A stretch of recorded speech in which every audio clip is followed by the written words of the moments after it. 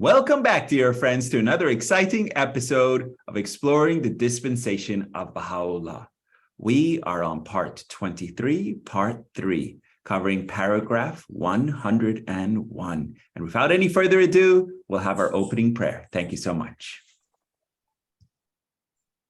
O thou who art the Lord of Lords, I testify that thou art the Lord of all creation and the educator of all beings visible and invisible. I bear witness that thy power hath encompassed the entire universe, and that the hosts of the earth can never dismay thee, nor can the dominion of all peoples and nations deter thee from executing thy purpose. I confess thou hast no desire except the regeneration of the whole world and the establishment of the unity of its peoples and the salvation of all them that dwell therein. Baha'u'lláh.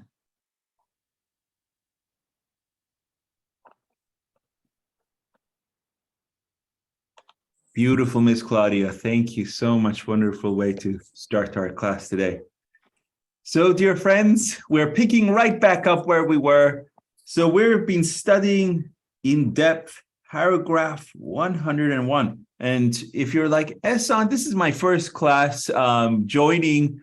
What are you doing? We're studying the Dispensation of Baha'u'llah. And it's found in the World Order of Baha'u'llah's selected letters. It's the 6th letter, okay? And right now we're studying paragraph 101, and it's found on page 147. And it starts in the tablets of Baha'u'llah, where the institutions of the international and local houses of justice are specifically designated, okay? So this is paragraph 101.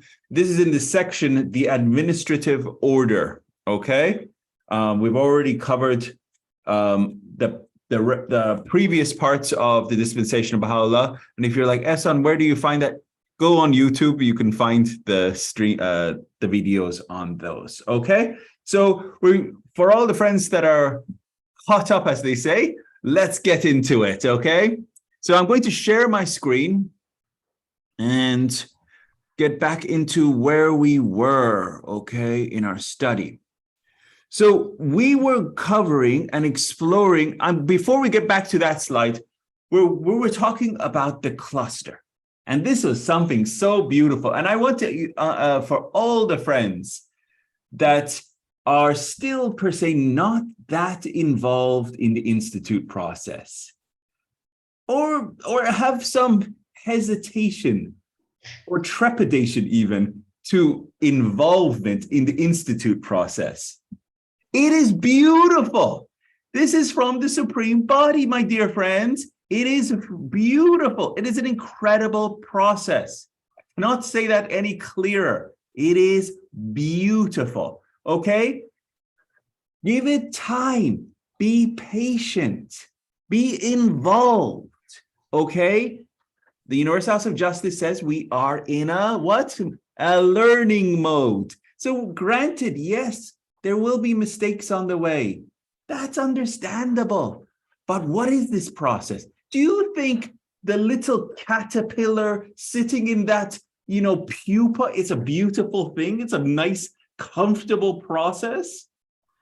No, it's extremely messy and it's extremely uncomfortable. But eventually, through struggle and hardship and toil and pain, eventually it breaks free and turns into this beautiful butterfly. This is a transformative process, my dear friends. The institute process is about transformation of the individual, the community, and the institutions. It is an incredible process. I cannot stress this over enough, that this process has been unveiled by our supreme body, the Universal House of Justice. And it is for the entire community and the body to embrace it. Not just a small pocket of friends saying, oh, we've done Ruhi book 1 through 7, and we are Ruhi, we are study circle coordinators, and we are the ones. No, it is for the entire body of the friends, arm in arm, together walking this path of service, right? We need an army. How does His Holiness Abdul Baha in Selections from the Writings of Abdul Baha, what does he say? He Serried says, lines. serried lines, my dear Claudia, you're spot on, exactly what I was thinking. Arm in arm, serried lines marching together. That's what we need. And why do we need this type of process? For consolidation. So if when we are teaching, we can bring these individuals into our community building activities, right? And so then that would be strengthening the entire community. Because think about it, 20 years ago, more than 20 years ago, what did we really have? We had deepenings, but there were some deepenings in some areas were pretty quality. In some areas, they were not that quality. It was hit or miss. Okay. And apart from that, there was 19-day feast, but that's for Baha'is. And then apart from that, what else was there? There were firesides, right? And again, some were quality and some were not that quality. Okay. Hit or miss, depending on the capacity of the areas, right? But now, the Universal House of Justice has raised the number of community building activities across the board and made it systematized. So this is that all the friends have the resources and that they can walk together in this process. Okay, it's an incredible, very well thought out system. So I'm going to take you through this again because it's so incredible and so beautiful. So first, individuals and teams, they talk to friends. They have higher levels of conversation, they elevated conversations, and they start activities, okay? They talk to their friends. So let's say they talk to, one is a neighbor, one is another friend, one is a colleague. And then what happens? Through this steady flow of individuals, through informal training courses. One is they learn to read our reality through profound reflection on inner and outer conditions, right? They have devotionals and they're reading the reality through these conversations. They create these spaces of understanding, right? They engage in elevated conversations with their friends, neighbors, family, co-workers. What's that called? Home visits, right? They're having these conversations on a deeper level. Not just little shallow, like in Persian, they call it mehmunis. They just go visit, and those are wonderful too, nothing against them. But they go and actually have wonderful spiritual gatherings, a confluence of souls. Because as Abdul Baha says, when we see each other, we should see the souls and we should have conversations on the soul level. What is truly important? When I talk to even my little children, I have a 6-year-old and I have an 8-year-old. I even have deep conversations with them about when we're even watching the news, what is going on in the world, I don't want to see them all the killings and stuff, but I talk about the solutions to the problems of the world. What does Baha'u'llah offer? We see, wars. What is the solutions? And how can we, in our daily life, practice solutions for the world crises? So things like that. Have deeper conversations, even to your children, and have practice. These are things that we should work with. And then there's the providing moral education for children. And this is an incredible thing that the Universal House of Justice has brought out, is this neighborhood children classes. This has always been, it's just that it's been emphasized in the Institute process, that we should not just be thinking as a Baha'i community of ourselves, we should have a different orientation of thought, namely outward looking, right? So this is the outward-looking orientation that the Supreme Body, Universal House of Justice, is saying. Provide moral education for children, these neighborhood children classes. We should learn about inspirational examples, sharing stories with others. This is another really cool thing. It's that the sharing of stories.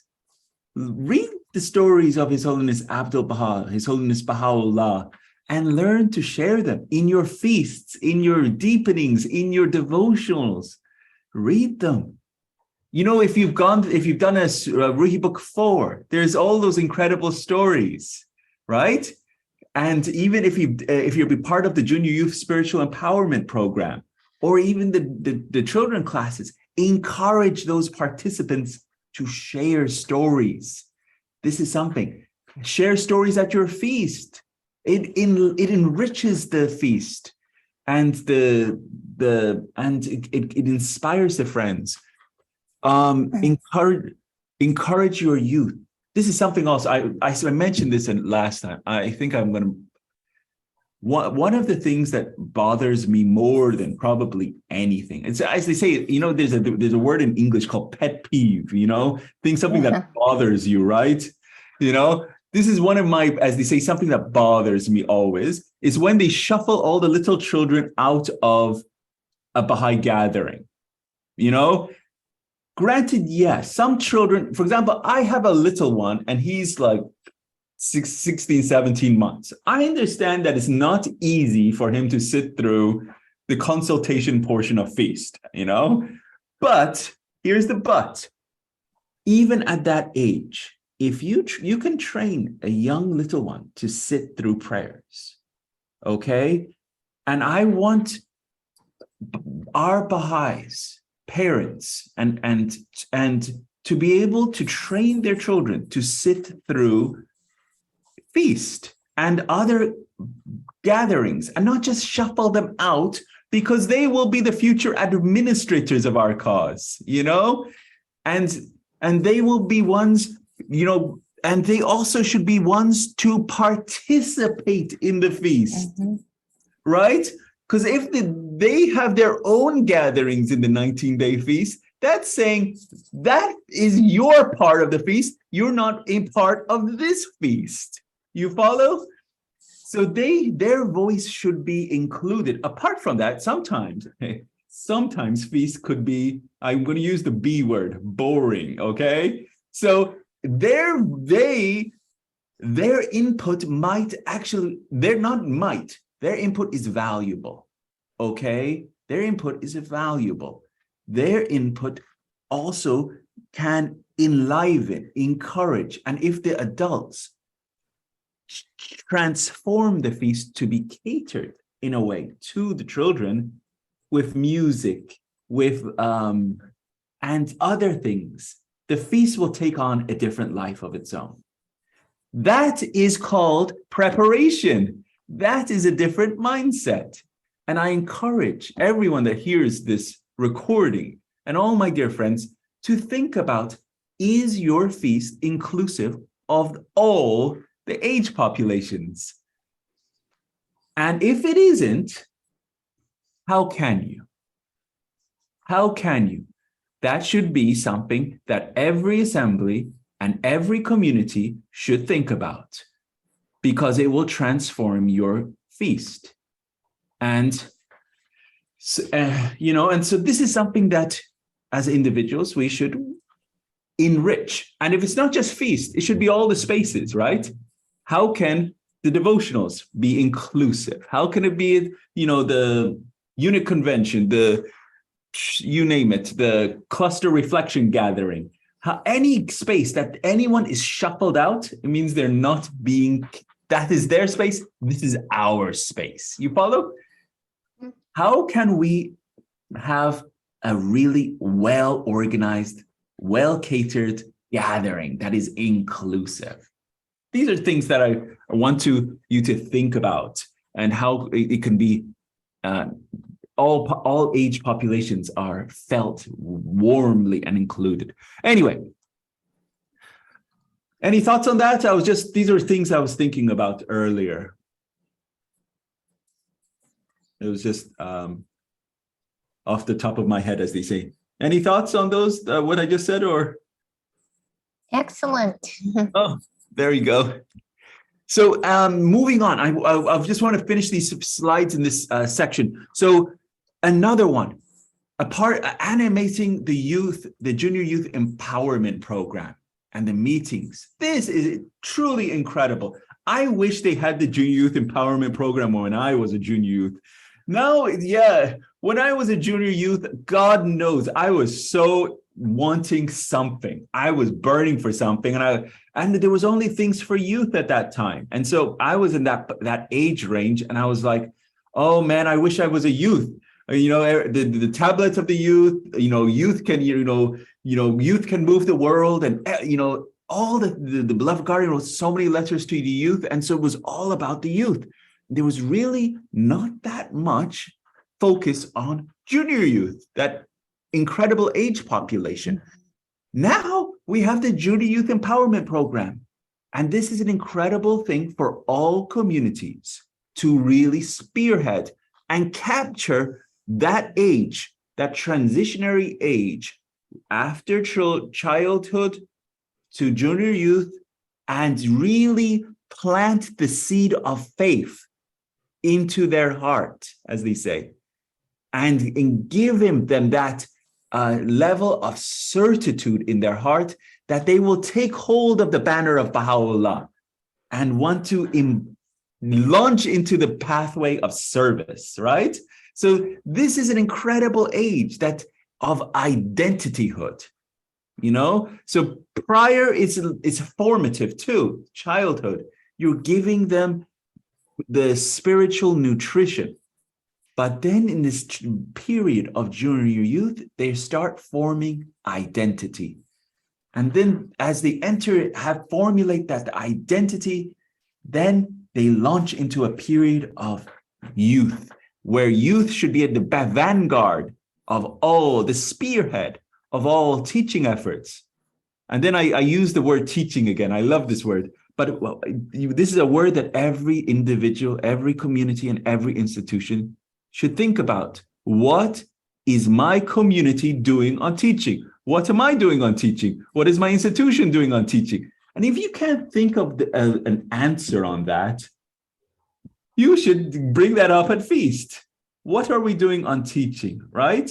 And how can we as a community do more? We shouldn't be reliant on the area teaching committee just because it's teaching committee. The reality is the area teaching committee is really an organized committee for consolidation of the resources that have been raised through teaching. So if there is no teaching, what are you consolidating? You follow?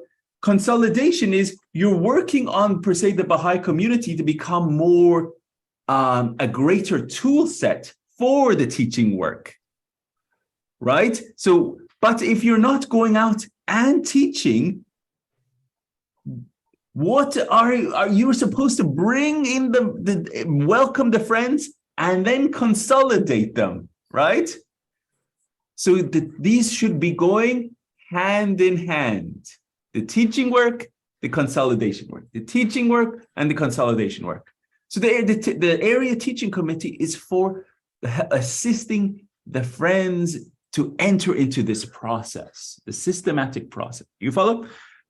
So, and also the engaging in these outreach activities to reach ever wider circles. So these study circles are to welcome these new friends that you are meeting, right? So you should be engaged in this process, talking and meeting more and more friends, making heart-to-heart connections. And as you're making these heart-to-heart connections, you welcome them into this process, invite them to a study circle. And this study circle, the first one is about the reflections of the life of the Spirit. Why is it on the reflections of the life of the Spirit? Because what are we doing in this United States? We're immersed in a sea of materialism. So the first one takes us out of that sea of materialism and says, hey, there's a thing called the soul. So there's a thing, right? There's a thing called the soul. There's a thing called the spirit. And let's look at that. Reflect on that. That, yeah, our physical body is going to pass away, but our soul will continue to progress. And this is shifting our mind to spiritual matters. The first Ruhi book, And so this is something that is really incredible. And so this is I encourage, if you haven't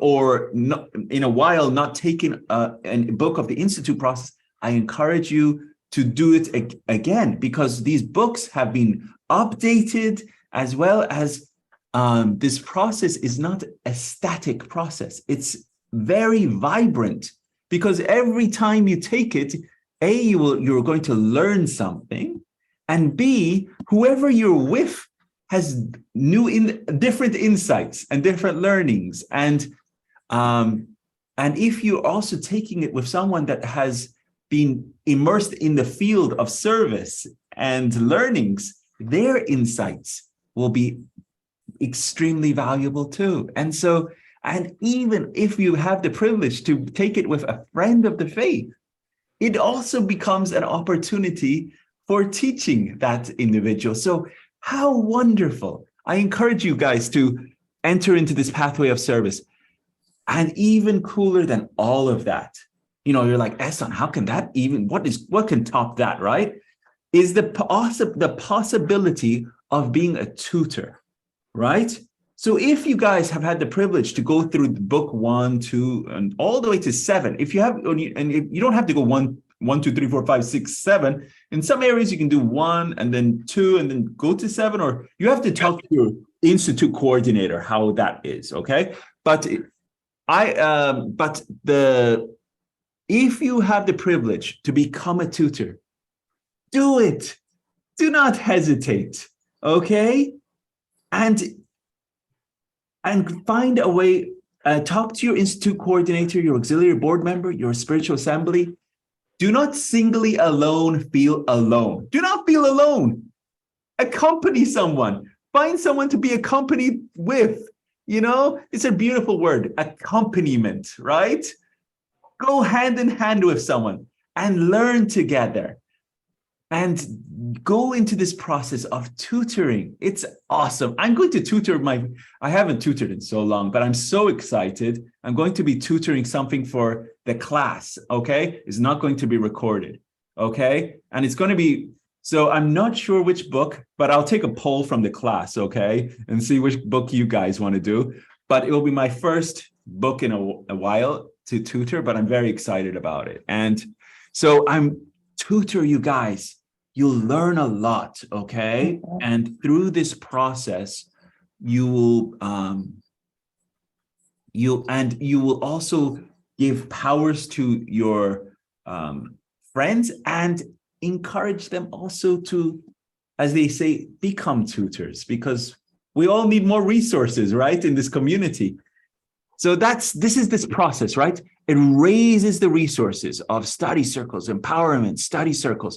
And what does that do? It creates an ever-increasing number of fresh recruits in this institute process, which in turn, these new fresh recruits will strengthen the administration.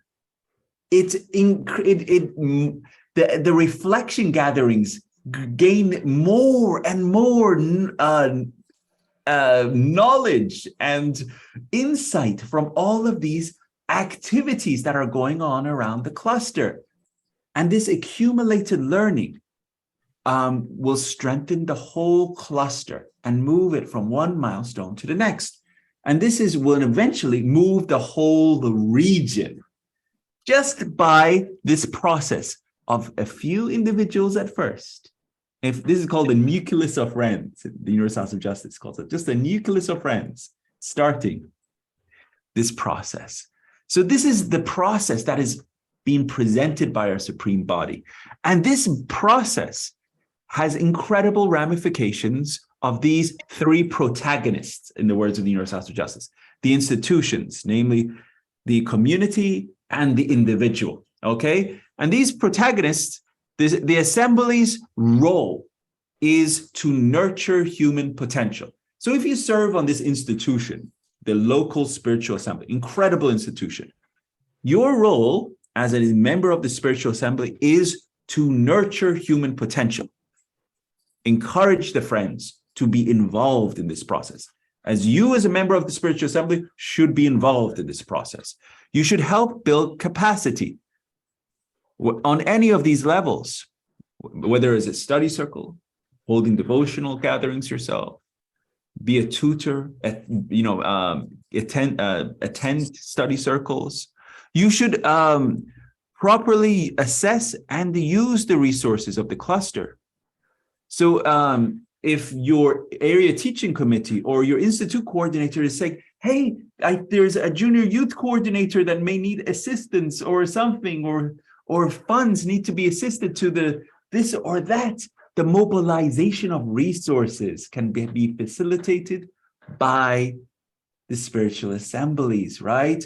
So it's not like, oh, that's the institute thing, and with the spiritual assemblies got their own thing. There's no our thing, your thing, So this is all under the Universal House of Justice, the mobilization of resources. This is the role of the spiritual assembly, is the mobilization of resources, the funds, right? Improve administrative function and coordinators. The local spiritual assemblies have been around since the time of Abdul Baha. They know who's in the community. They know what's going on, right? They know who their members are. So that knowledge can assist the institute, the regional coordinators. It can assist the auxiliary board members. It can assist the area teaching committee members. That flow of information should be a constant stream, like an artery and a vein, constant blood flow moving back and forth. And that way, if that is happening, and our regional council in the center, right? Boom, boom, boom, boom, boom, boom, boom, boom. And the flow of information between the assemblies and the agencies of the cluster should be like that. If that is in circuit, then you got a vibrant community. Mobilization of participants, collaborate with the cluster agencies and councils. Then we go to the macro. What is the role of the community? Okay, you're at 19-day feast, right? The community. What should the community do? It should be a nurturing environment. Nurturing. Well, remember when I said it should be embracing of all. Women, are women valued in your community? Or it's just, it's not even a thought of, it's just they're there. But are they valued? Do you have gatherings for women? Or do you have gatherings for all different populations in your gatherings? Remember paragraph 82 of Advent to Divine Justice and the recent letter from the National Spiritual Assembly called Call to Action, where it says that we should have a diverse community, embracing African Americans, Native Americans, right? Call to action. There's a letter from the National Spiritual Assembly. Are all our African Americans and Native Americans focused upon in your teaching efforts and embraced in your communities? You may not have many African Americans or even Native Americans, but what are you, if you do, how are they being embraced? You may have Asian Americans or Hispanic Americans, but how are you embracing and welcoming them in your gatherings, right? So this is a nurturing environment, focusing on advancing the process of growth and developing a unified vision, sense of common purpose. And so this is another thing. I share this 2-second anecdote. When I was serving on the Spiritual Assembly of Houston, I've lived in Houston long time, right? So when I was serving on the Spiritual Assembly of Houston, the National Spiritual Assembly of the Baha'is in the United States, they sent a letter. And they said this letter came and they were encouraging all communities to increase their devotionals, right? This was after it was a Rezvan message, and then the National Spiritual Assembly sent a letter encouraging the communities to have raised their number of devotionals, right? So the local spiritual assembly sent a challenge, okay? Because the local spiritual assembly took it upon itself not to be per se reliant on the area teaching committee or reliant on the institute coordinators, because the local spiritual assembly, again, should help build capacity. It should nurture human potential. So the local spiritual assembly took it upon itself and wrote a letter to all of the 10 feast areas. It was a feast area letter. And it was sent at feast, and it was encouraging and challenging every single member in that feast area to hold a devotional every single day of that Baha'i month. Okay? What happened? So one of the feast areas really took it upon itself. This was many years ago. This is, okay? But what happened? That feast area, it was in the north of Houston. They started having a devotional every night of that. And the community went and supported that devotional. So one person was having the devotional and the whole community went there. And then another night, another person had it and the whole community went there. And then they realized that, hey, why don't I bring my friends? So then they went and brought more friends. And then they started realizing, hey, it's not that hard to have a devotional. So then they were like, why don't I have a devotional? So that devotional turned into 3 devotionals. It turned into 7 devotionals. Very quickly, it turned to 12 devotionals, 22 devotionals in one feast area. And then they were like, yeah, it's pretty easy, but let's have other activities. We're having all these activities. And then they started having study circles. Then because they had brought in other friends, they were like, they had children. Then they had neighborhood children's classes emerge. And then junior youth. And this was all in one Baha'i month. You follow? So it literally was this process, but it was followed through. But by everyone. It wasn't just like, oh, just a few people are involved in this process. It really was the whole feast area. Embraced it and had a unified vision, which is here, a unified vision, common purpose, and they said, yes, we're going to do it. And they followed through. And then the next day, they did this for a period. And they saw that there was a massive impact, spiritual impact on their life. And it wasn't just saying prayers together. They felt a real sense of closeness together. Very incredible. It was just to witness that transformation in that neighborhood. Another one was the incorporation of the arts. That feast area was very artsy. Some areas are very like that. And to see how this area really used the beautiful arts, the music, in their devotionals, their feasts, their gatherings, their spaces. And that enriched all their gatherings.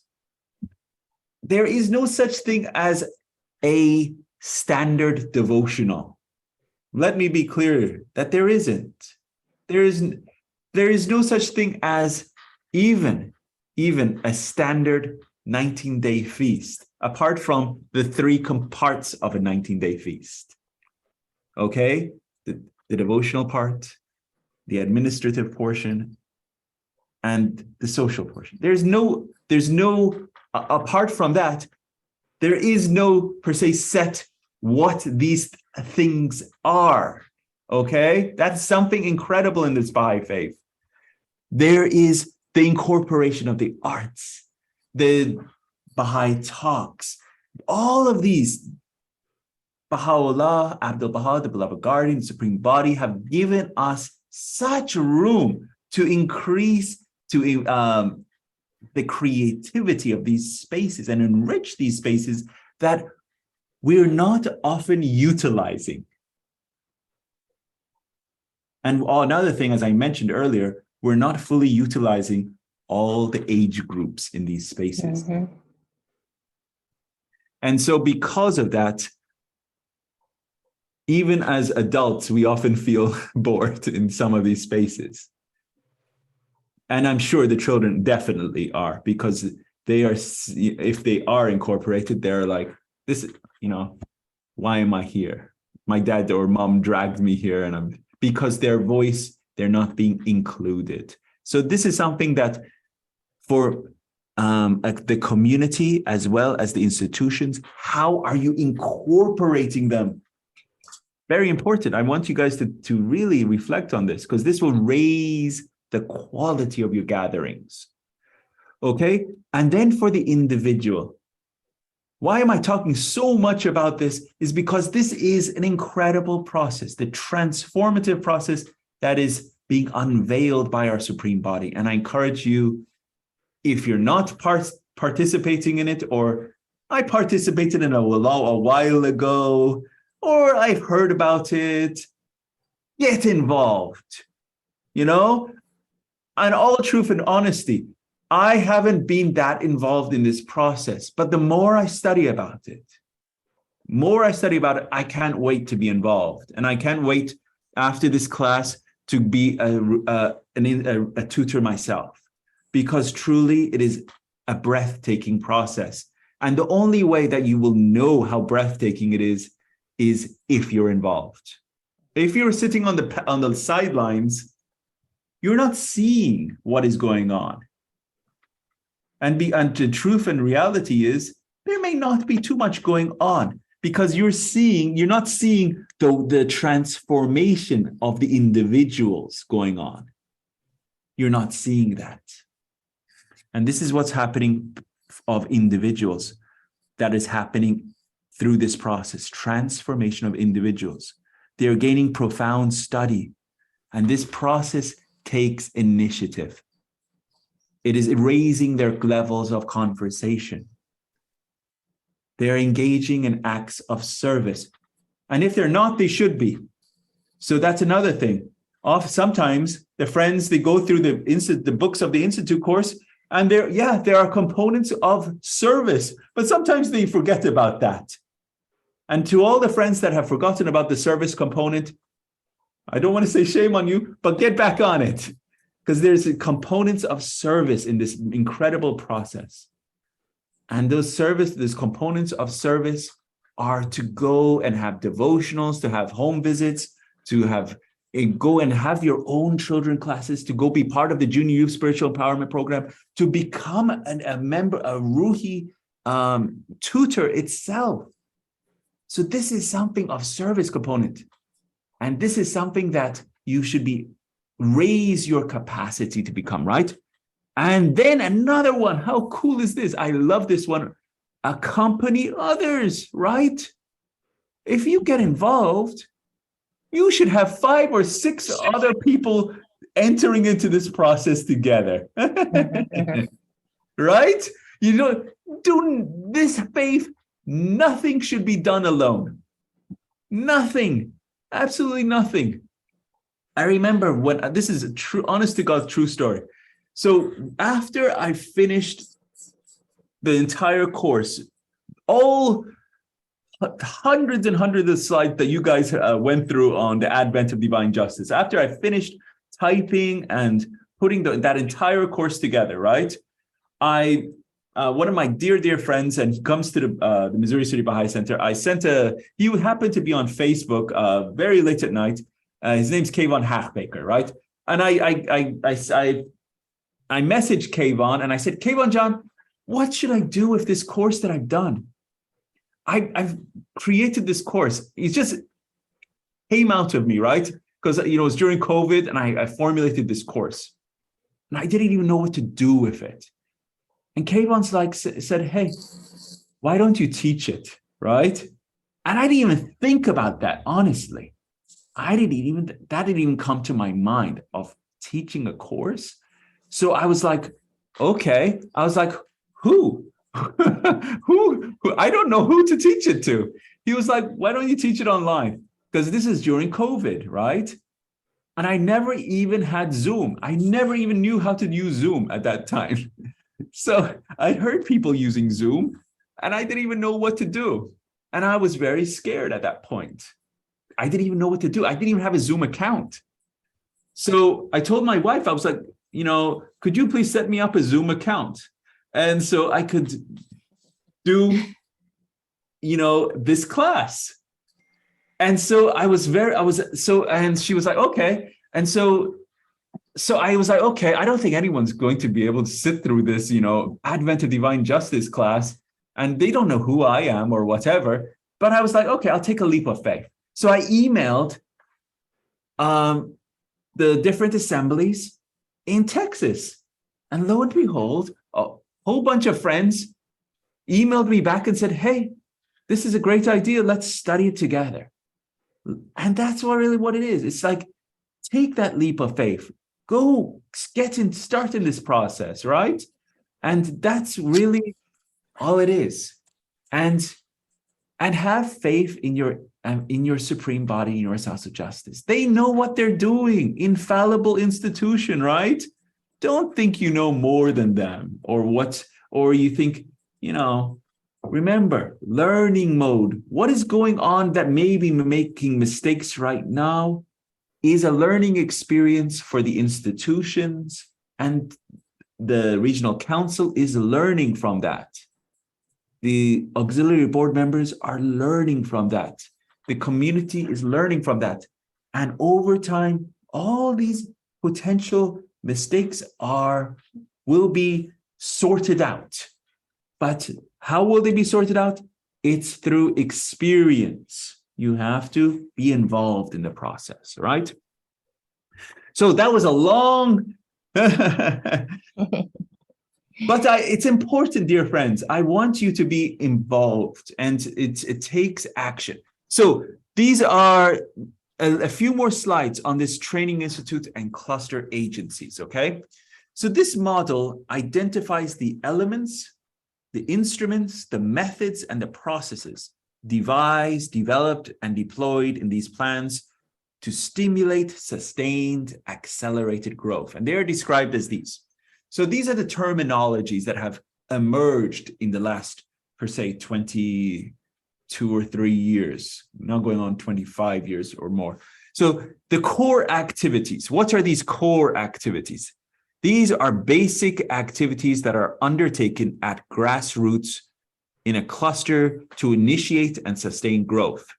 In the 2002, the Universal House of Justice introduced 3 core activities, namely study circles, devotional meetings, and children classes.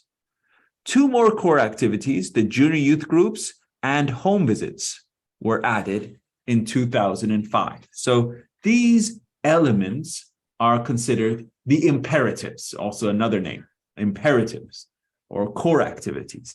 These core activities provide a coherent model for lines of action, right? Your area should have lines of action. Your community should have lines of action within this framework of cluster aimed at both the Baha'i as well as the wider community. The systematic multiplication of the core activities within a cluster is identified as the key to ensure sustained, accelerated growth. So it's, in the terminology, it's now moving from milestone to milestone, right? So this is the criterion of the activity of what is happening within your cluster, how the regional council can assess what is going on within your area based upon these core activities. So what is this institute process? It's the engine of growth, right? The concept of training institutes supporting systematic growth was formally introduced in April 1998 in a document approved by the Supreme Body Universal House of Justice entitled Training Institutes. And in February 2000, the International Teaching Center provided further elucidation of this concept of training institutes and their role in promoting systematic growth, and referring to them as the training process.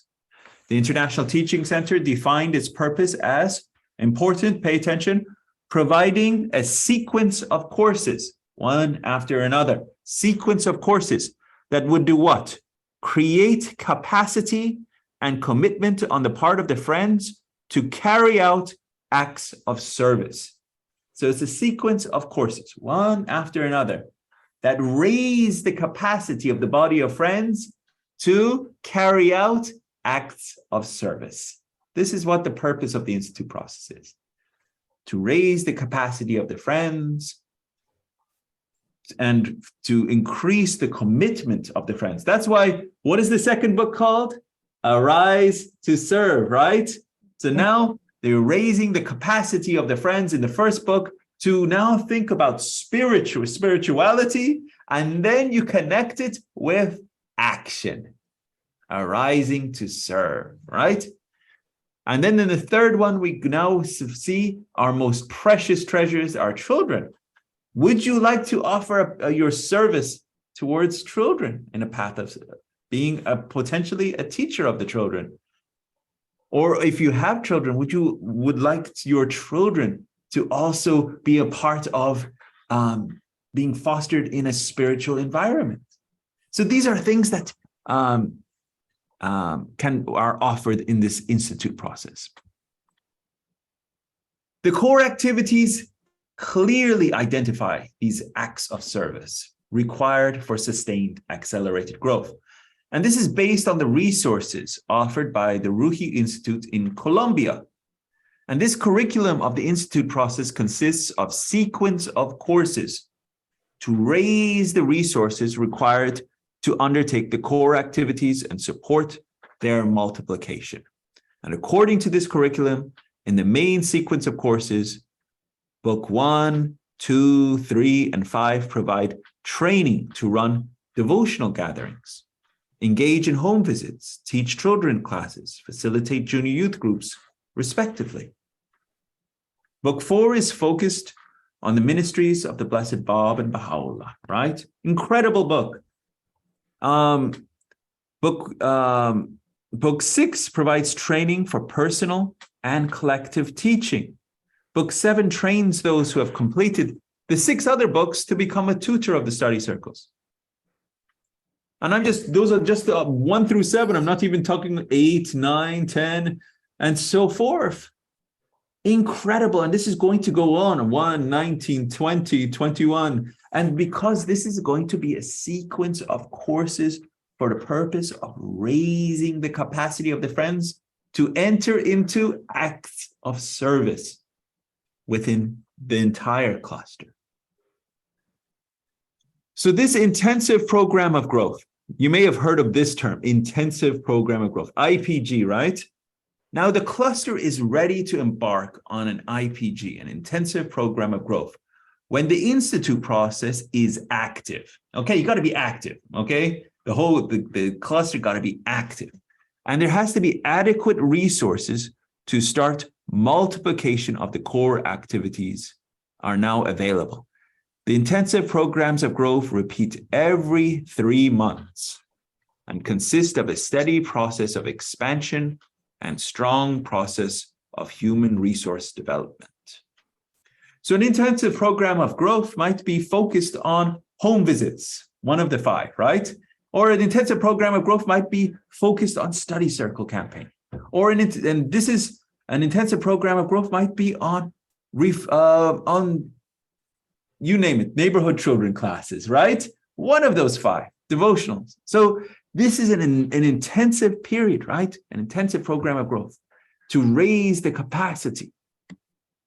So this is the community building, and then they have this intensive teaching, and then these new believers, they enter into having the training going on, and it raises the resource. This is a cycle of growth, and this is during the 3-month period, right? And this is because every 3 months, then we have a reflection gathering, right? After a 3-month period. So it's every quarter. All right. In parallel with such developments, Baha'i Administration has expanded to coordinate and administer the new instruments and methods. This is another really cool thing about the Baha'i faith.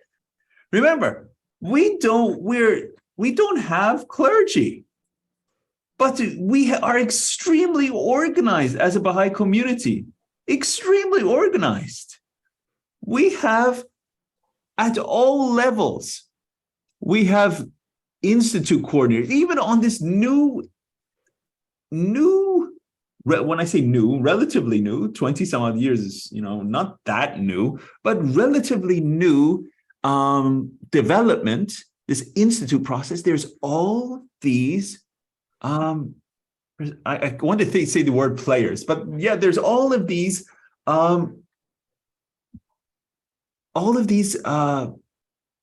players involved in this process.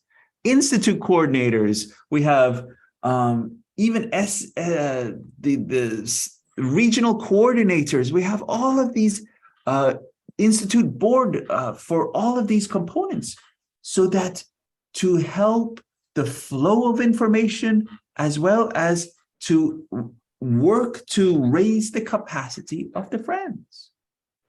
Encourage the friends to go through this process. It is an incredible process. I encourage you to enter it, and if you're not been in it, spearhead it. Become a spearhead in your community in it. That will be very exciting. A regional institute board has been appointed jointly by the regional board council and the councillors, supported by a regional coordinator to oversee the institute process. In a cluster, a number of coordinators facilitate the implementation of the core activities. The number of coordinators in a cluster varies according to the size and complexity of the cluster. Now, very important point, my dear friends. The institute process, I have stressed how wonderful, incredible this process is. But remember, the Universal House of Justice, in all of its incredible wisdom, has not removed anything. It has not removed firesides. Yeah. It has not removed deepenings. It has not removed anything, but it is added. Okay?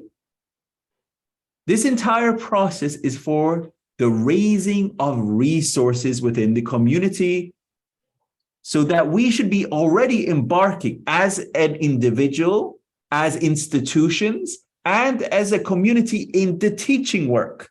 Okay, that is from Baha'u'lláh himself. Baha'u'lláh has said in Kitab Akhdas that we should be teaching as an individual. Arise to proclaim my name. This is a commandment from Baha'u'lláh. As an institution, the local spiritual assembly's mandate is teaching. So that's at the institutional level. The community, it should be focused on teaching. So that is beside the point. We should be teaching. But now for the organized, systematic consolidation of the teaching work is the institute process. How to channel these friends that we have been teaching, as well as entering into this process. Okay, it's wonderful that the Baha'is themselves are entering in this process, but we should be inviting whoever we're teaching, our friends, our neighbors, into this process. Often the friends, they go through 1, 2, 3, 4, 5, 6, 7, then go back 1, 2, 3, 4, 5, 6, 7, and then they go back 1, 2, 3, 4, 5, 6, 7. Oh, there's now an 8. Okay, I got to take 8. Okay, now there's a 9, and then it's 10. But are you teaching? Are you inviting any of your friends and neighbors and any of them? Or you just keep going 1, 2, 3, 4, 5, 6, 7. You know what? This is a process to invite the entire world. Are you having an outward-looking orientation? Or is this just an inclusive? What is for the Baha'is? You know, this should be going hand in hand with the teaching work. And if your community is not involved in the teaching work, think about that. What are you doing? What is your institution doing? Challenge them, dear friends. Ask your assembly, what is your plan on teaching? What are you doing? Think, and and even then, you should have an individual teaching plan. How can I every day raise my voice to someone else? Now, I'm going to share this. I know, God, I've talked so much, but these topics excite me so much, and I know I talk way too much.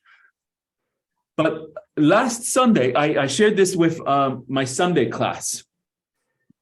There's 6 things this is, as they say, a bonus thing I'm going to share with you guys. There's 6 things, and this was in 1981. This is a letter from the Supreme Body. I'm going to email it to the class. In 1981, the Supreme Body, the Universal House of Justice, wrote a letter to the Baha'is of Europe, okay? And in this letter, the Universal House of Justice outlined 6 things, okay, that every individual must do to raise, to have spiritual evolution in themselves. These are the 6 spiritual requisites for spiritual growth. That's what it's called. The 6 essential requisites for spiritual growth, okay? So if you want to grow, right, spiritually, you got to do these 6 things every day. Now you're like, Ehsan, what are these 6 things I got to do every day? The first one is recite your obligatory prayer, okay? Now, if you're like, oh, Ehsan, I sometimes forget my obligatory prayer. Okay, that happens, okay? But here's the reality. Baha'u'llah has made it pretty simple. There's a short one, there's a medium one, and then there's a long one. And that's one done any time in the 24 hours. So you ain't got any excuses. He really made it. So you got to do it, okay? And then on top of it, it's a law, okay? So this is number 1, recite your obligatory prayer, okay? Number 2, so before I get to number 2, the acronym to remember all 6 of them is the word prisms, Prisms, prisms, okay? Prisms. So the first one is P for pray, okay? Pray. Now R is recite. Recite the verses every morning and eve. Recite the verses every morning and eve. Read, my dear friends. Read 1,000 times. Read, even if it's just 1 line. Read. That is your prescription. Soak in that food. Recite the verses every morning and eve. When you wake up, it's the first thing you soak in, and before you close your eyes, it's the last thing you see is the verses. Recite the verses every morning and eve. That was number 2, PR, for the word prisms. And why I like even the word prisms, because remember, Baha'u'llah, the most pure light, and when it hits a prism, that light separates into all of its multiple light layers, and that light then hits all you see the panoply of all the different colors of light as it emits from it. And that is only through prisms. And that's the obedience of doing these 6 things. So P, reciting your obligatory prayer every day. R, reciting the verses every morning, eve. Now we're at I, okay? Now, I is for teach, okay? But the word I'm using is instruct, okay? Just so it fits that, okay? So it fits the acronym. But it's teach the cause every day, okay? And Baha'u'llah and Gleanings from the Writings, Baha'u'llah says, teach, first and foremost, teach yourself, right?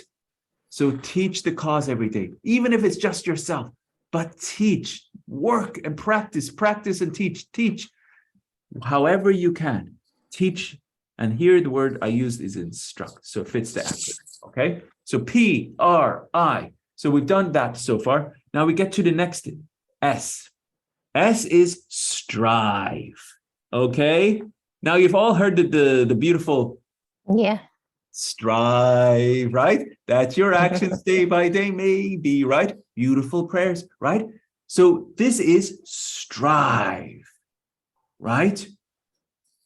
And you all heard ruse ber ruse, right? Cam tam ruse ber ruse, right? Little by little, day by day. Bring yourself to account each day, ere thou art summoned to a reckoning. This is in the hidden words. So every day, every one of you should be better than you were before. Are we all a little bit better than we were before? Or are we just kind of hobbling along, you know? Or are we getting every day better and better, you know? So this is from Baha'u'llah. Strive. Strive means that it's not easy. It's hard. should take hard work. So that's the S, the first S, okay? So we got pray, we got recite, we got instruct, now we got strive. Now we are at an M, okay, for prism. M, that is meditate, okay? Meditate. Meditate on the writings. Do not read the writings like a newspaper. Do not read it like a storybook. Do not read the writings like, just bunches of paper. Meditate. Reflect on it. How does it impact you? Reflect on your inner life. What do these words mean? Think deeply, my dear friends. Meditate on these writings. Search your soul. What do these words mean in reflection to your heart? Meditate. Okay? Then we come to our S, because the word is 6 things. Prisms is sacrificial service. Service in the cause and in even your work. Okay? So service. So these are the 6 things mentioned in this letter and I'll send this letter to all of you. It's called The Essential Requisites for Spiritual Growth. And these are the 6 things that every individual must do to spiritually grow.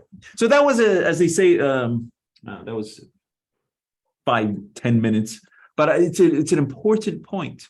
Because these are what everyone should be already doing. Every individual should already be serving. Every individual should already be teaching. Every individual should already be working on their own spiritual lives and nurturing themselves. But because many of us are not, right? The Universal House of Justice is saying, let us now go arm in arm together in this process of growth, which is this institute process. We go together and raise the acts of service and fellowship together. Follow? So this is mentioned, and then we come to another agency that has been raised. And this agency is called an Area Teaching Committee. Also, and the acronym is ATC, the Area Teaching Committee. It coordinates the teaching process during the intensive programs of growth in a cluster. The membership of the ATC consists of individuals living in the cluster, and 1 or 2 auxiliary board members usually work closely with the ATC. The administrative elements managing growth in a cluster, including coordinators and the ATC, are referred to as cluster agencies. Okay, and here is just a small diagram to give you that you can see on the cluster agencies. Area Teaching Committee here, auxiliary board member, works on both fronts. This is very important. So this is the auxiliary board member works with the institute, it works with the Area Teaching Committee. So they gather statistics, the Area Teaching Committee gathers statistics, there's hosting, there's reflection gatherings, there's the multiplication of devotional meetings, the home visits and deepenings, there's teaching projects. And all of these different elements are done by these different institute coordinators. You can see on the left, children class coordinator, junior youth group coordinator, study circle coordinator. And all of these develop the resources of an area. And so this is just a small visual. And I think this one is our last slide. So overall, the structure of the Baha'i administration at this juncture of its development, you can see very simply, this is a very simple diagram, and it's even far more complex, evolving because it's evolutionary. You can see that the twin here, the Institution of Universal House of Justice, the Institution of the Guardianship, National Spiritual Assembly, the Hands of the Cause of God. In this day and age, the Continental Board of Counsellors, Under the National Spiritual Assembly, the regional councils. Under the regional councils, the local spiritual assemblies. And then these two that are in between the regional councils and the auxiliary board member and the training institutes and the cluster agencies. And under this branch of the learned, you can see the auxiliary board and the assistants to the auxiliary board. So you can see one arm is the rulers and the other is the arm of the learned in this. You see that? So that is our last slide there for that paragraph 101. So we finished paragraph 101. Any questions or thoughts or insights or excitement on paragraph 101? But for me, the more I studied about, because I don't know, truly for me to get excited about something, I have to study it deeply, you know? And I cannot share how awesome Advent of Divine Justice is, you know, because I studied it deeply, you know? It is such an incredible document, is Advent of Divine Justice. And I know I want to teach that till my last breath, because it's something that the Baha'i community should master, is Advent of Divine Justice. And the Institute process, the more that I study it, it's something that is something so beautiful. And the way to, it's in the way I cannot, the only way to explain it is to be involved in it. Yeah. In different settings even, because what you think is the Institute process is in your little area with a few different people. But that study circle, that devotional in another place is very different. And that's what I'm saying. For example, I've thought, you know, in my life, I've attended many feasts, right? And I always thought I knew what a feast was, okay? I always thought I knew what a feast was. Then I went to a community, I'm not saying where, and that community held feasts so differently. Yeah, they had the three components and in the correct order, as you know. So they had the devotional, then they had the administrative, then they had the social. But it was the devotional portion was so different.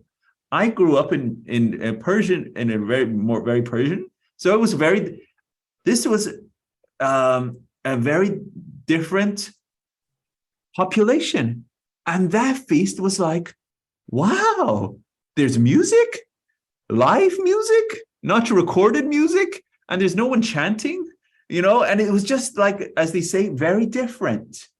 And people are, you know, clapping, and it was very lively, and people are smiling. Why people don't smile? They're, you know, I'm just saying it was a very different spirit, and I never experienced that at feast. So I'm just saying our ideas even may be like that. And I just want you to understand that devotionals, all of these things can be so enriched with our experiences, our participation, and our fellowship. What can you do to enrich these spaces?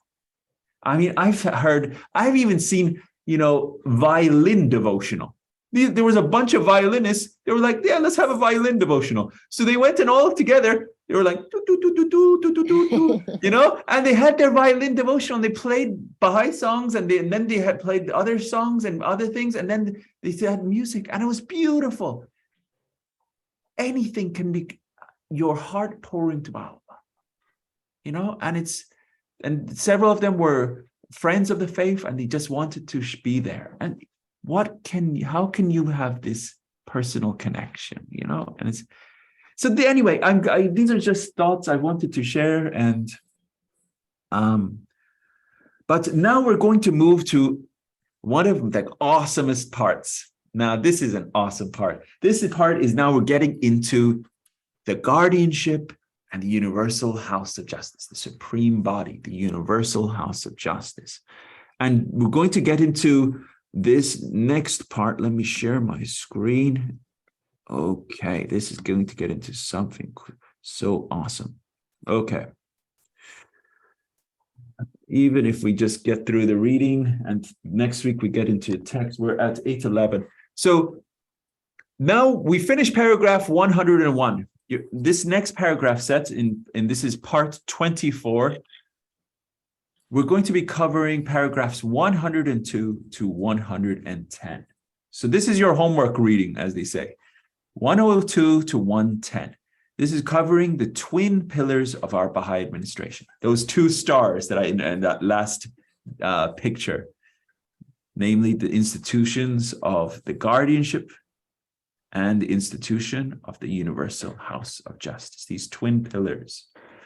So the principles, we'll be covering the principles of the institution of the guardianship in this section, as well as the anticipation of the guardianship mentioned by Baha'u'llah himself.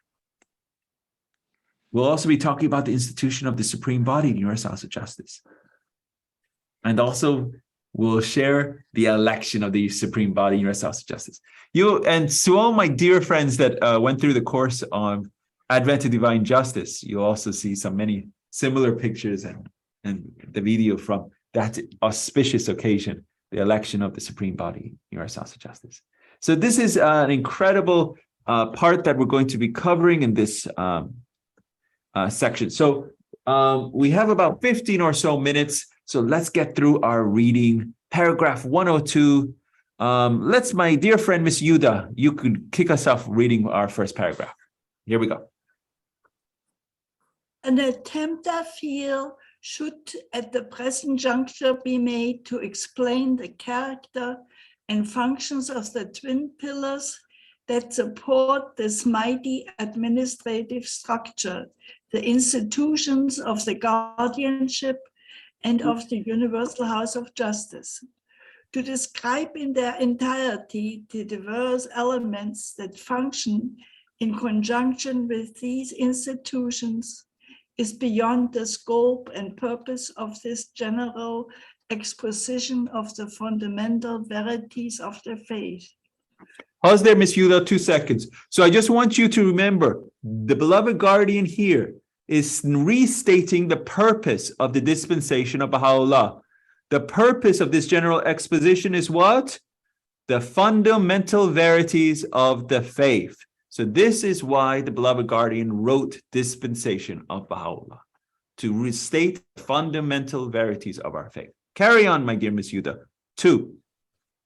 To define with accuracy and minuteness the features and to analyze exhaustively the nature of the relationships which, on the one hand, bind together these two fundamental organs of the will of Abdul Bahar and connect on the other each of them to the author of the faith and the sender of his covenant, is a task which future generations will no doubt adequately fulfill. My present intention is to elaborate certain salient features of this scheme, which, however close we may stand to its colossal structure, are already so clearly defined that we find it inexcusable to either misconceive or ignore. Excellently read. Thank you so much. Okay, we move to paragraph 103. Okay, dear Mary, could you read this one for us?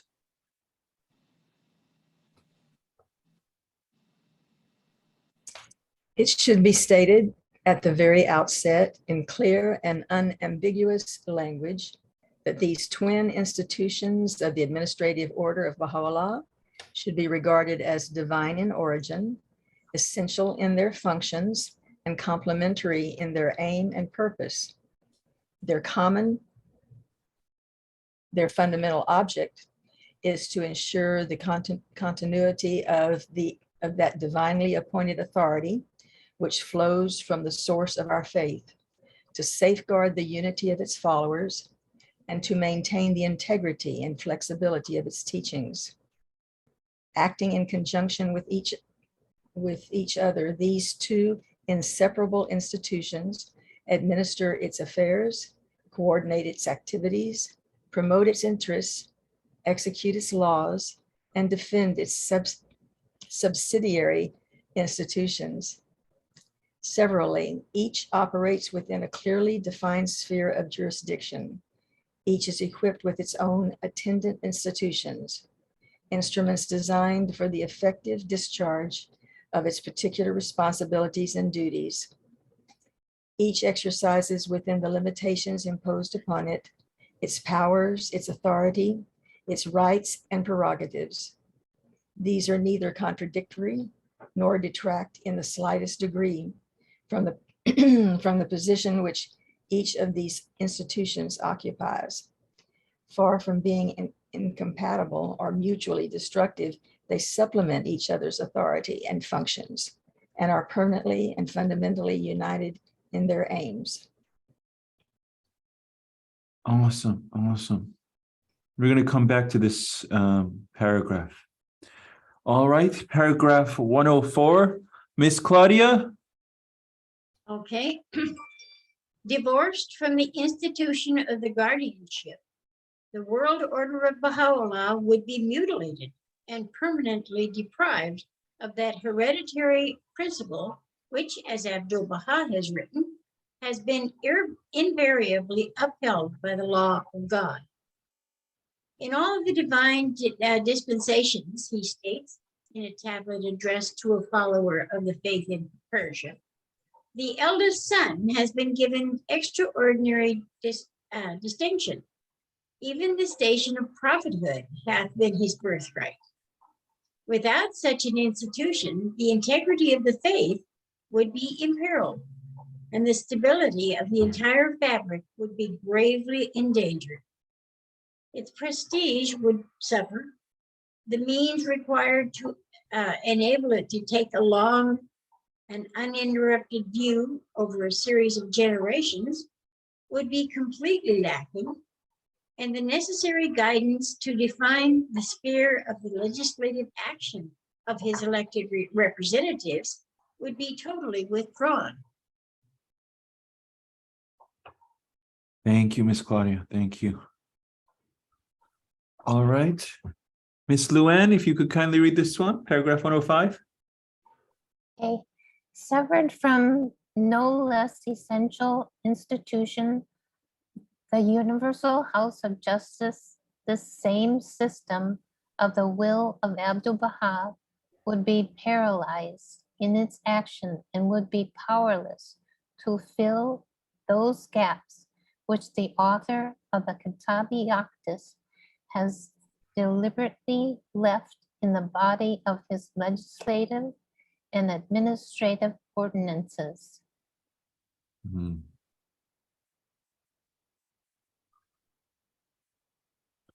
All right, let me see what else we got. Auntie Mafbash, if you could kindly read this one for us. Sure. He is the interpreter of the word of God. Abdul Baha, referring to the functions of the guardian of the faith, asserts, using in his will the very term which he himself had chosen when refuting the argument of the covenant breakers, who had challenged his light to interpret the utterances of Baha'u'llah. After him, he adds, will succeed the firstborn of his lineal descendants, the mighty stronghold. The further explains, shall remain impregnable and safe through obedience to him who is the guardian of the cause of God. It is incumbent upon the members of the House of Justice, upon all the Ahsan and Ahsan, the Afnan, the hands of the cause of God, to show their obedience, submissiveness, and subordination unto the guardian of the cause of God. Thank you so much, Auntie. Thank you. All right. And paragraph 107. Rios, John, if you could kindly read this one for us. Is incumbent upon the members of the House of Justice. Baha'u'llah, on the other hand, declares in the 8th leaf of the Exalted Paradise, to take counsel together regarding those things which have not outwardly been revealed in the book, and to enforce that which is agreeable to them. God will verily inspire them with whatsoever he willeth, and he verily is the provider, the omniscient. And to the most holy book, the Kitab-i-Aqdas, Abdul Baha states in his will, everyone must turn, and all that is not expressly recorded therein must be referred to the universal house of justice. That which this body, whether unanimously or by a majority, doth carry, that is verily the truth and the purpose of God himself. Whoso doth deviate, whoso doth deviate therefrom, is verily of them that love discord, hath shown forth malice, and turned away from the Lord of the covenant. Excellent. Thank you, Rios, John. And dear Tesfaya, if you could read this one. All right.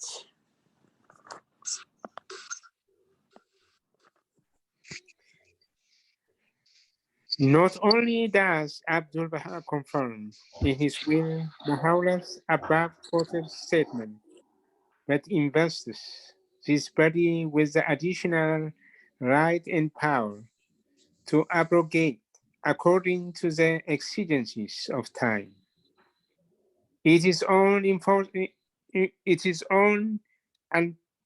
enactment, as well as those of a preceding House of Justice, inasmuch as the House of Justice is his explicit statement in his will, has power to enact laws that are not expressly recorded in the book and bear upon daily transactions. So also it has power to repeal the same. This it can do because these laws form no part of the divine explicit text. Thank you very much, dear Tesfaya. Thank you. Thank you. Miss Marianne, can you read this one? Yes. Referring to both the Guardian and the Universal House of Justice, we read these emphatic words.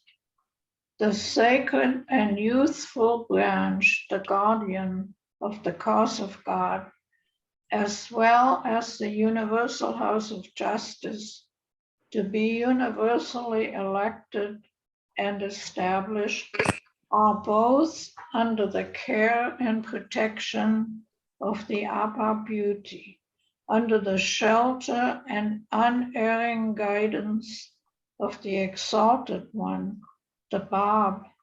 May my life be offered up for them both. Whatsoever they decide is of God. Beautiful, beautiful, beautiful. And our last paragraph, I'll read this one for everyone. From these statements, it is made indubitably clear and evident that the guardian of the faith has been made the interpreter of the word, and that the Universal House of Justice has been invested with the function of legislating on matters not expressly revealed in the teachings. The interpretation of the guardian The interpretation of the guardian, functioning within his own sphere, is as authoritative and binding as the enactments of the International House of Justice, whose exclusive right and prerogative is to pronounce upon and deliver the final judgment on such laws and ordinances as Baha'u'llah has not expressly revealed. Neither can nor will ever infringe upon the sacred and prescribed domain of the other. Neither will seek to curtail the specific and undoubted authority with which both have been divinely invested.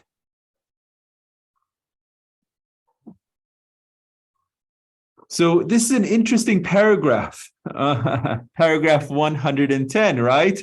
Because in this paragraph, it makes it sound that there's going to be a guardian at the same time as the Universal House of Justice, right?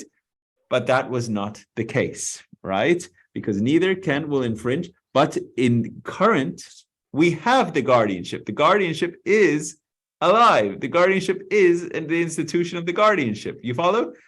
There is no current guardian, but the guardianship is under the beloved guardian, Shoghi Effendi. And so that is all what he has revealed and what is all of his writings are authoritative. And so here in this paragraph 110, it says the function of the Universal House of Justice is function of legislating on matters not expressly revealed in the teachings. So if there's anything mentioned by the central figures on anything, first, for example, if you write to the supreme body a question, okay, I have a question, supreme body, this is my question, and you write to it. Immediately that gets sent off to, that goes to this department of the secretariat. The department of secretariat, checks the question out. Which department does it need to go to? If it's a complex question on very specific, it may go to the research department to search out the answers, and they check to see what the question is. If it's a complex question and they find out, okay, Baha'u'llah actually, there was writings actually on that specific subject. So they go and say, okay, there's already answers on that. So they find, Baha'u'llah already wrote on that, or Abdul Bahar already revealed on that, or the beloved guardian wrote on that. So that has already, there's already expressly revealed teachings on that question. But here's the but. But if that question to the supreme body, there has not been any legislation or guidance on that question, then the supreme body has freedom to legislate on that. And this is what Baha'u'llah has given to the Universal House of Justice. And the Universal House of Justice can change anything that it has revealed, in the sense, it can repeal anything that it has said before too. So this is in regards to the Universal House of Justice. So we're at 8:30. So next week we're going to go into this study of these twin institutions in regards to namely the guardianship and Universal House of Justice. Riaz John, you have a hand. If I might, please. Something that maybe there's not enough time, but if there is, what about the guardianship being anticipated in the Kitab Aqdas? Can you maybe in a few seconds? Next week, Riaz John, next week. Yeah. But good question. Good question.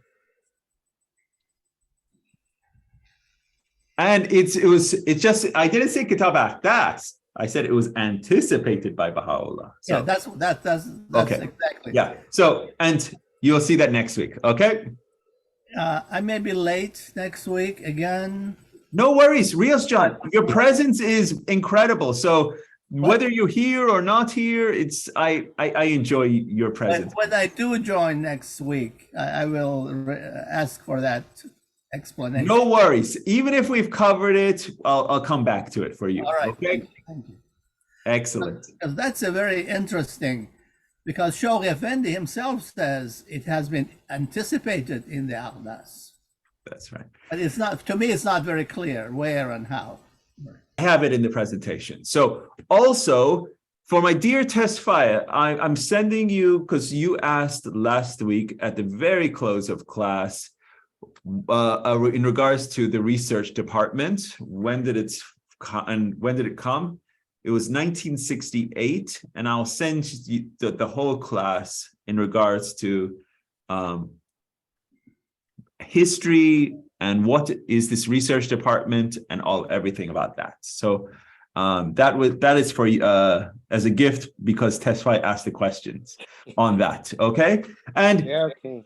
and I love questions, because actually we have a Baha'i month called Questions. So Yeah, because the reason I ask you that is because we have Ruhi books, and then how is to be the research department don't do that of the sequential classes for that, and then why is Ruhi come over and take over there, because they are the authorized body is to be research department. So I just try to know what they are doing over there, and then why the Ruhi is to be covering all these sequential courses. That's why I want to try to know when is this research department is to be. the research department and the institute process are two different things. Okay, so my dear Tesfa, you're getting confused on the functions and roles. Okay, I will send you the whole class. Okay. Okay. What exactly is the function of the research department? And it was brought into being in 1968, and now its seat is the study of the text building, which is it's a pretty cool building. If you can look at it, sits on, if you're facing the Universal House of Justice, you're facing it. It's on the right side, and I've been there. I saw it. Yeah, I saw. Yeah, it's a cool building. Yeah, it is very nice.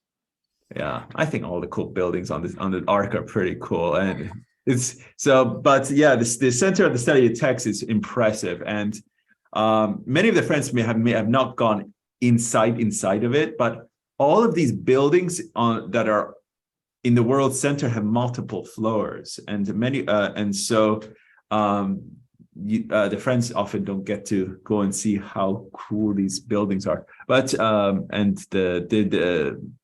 and how they're so well designed against earthquakes. They're designed for protection for degradation against the environment, for protection of the sacred scriptures and protection.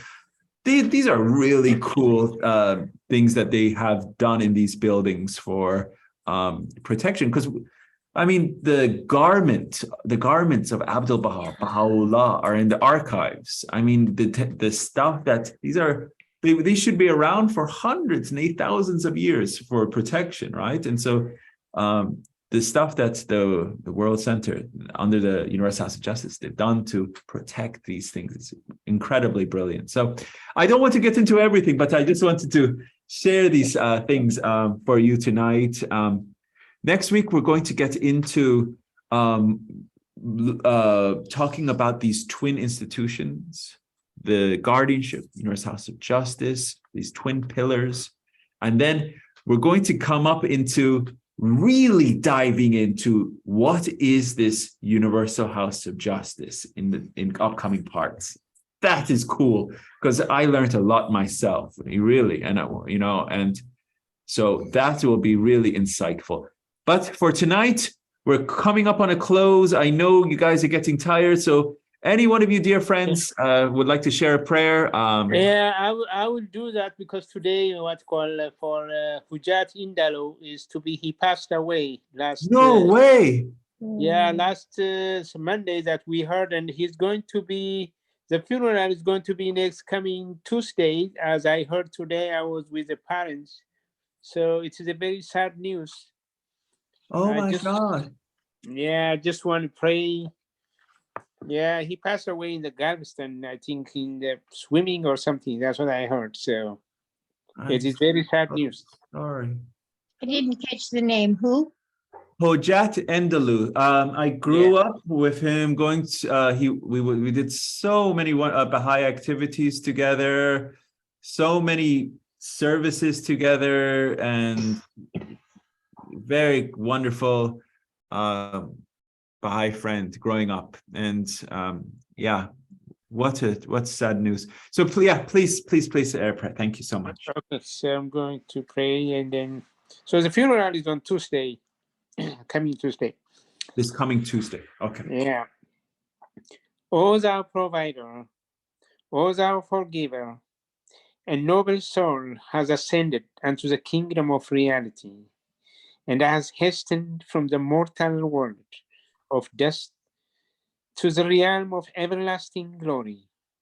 Exalt the station of this recently arrived guest, and attire his long-standing servant with a new and wondrous robe. O thou peerless Lord, grant thy forgiveness and tender care, so that this soul may be admitted into the retreats of thy mysteries, and may become an intimate companion in the assemblage of the splendors. Thou art the giver, the bestower, the ever-loving. Thou art the pardoner, the tender, the most powerful. Abdul Bahar.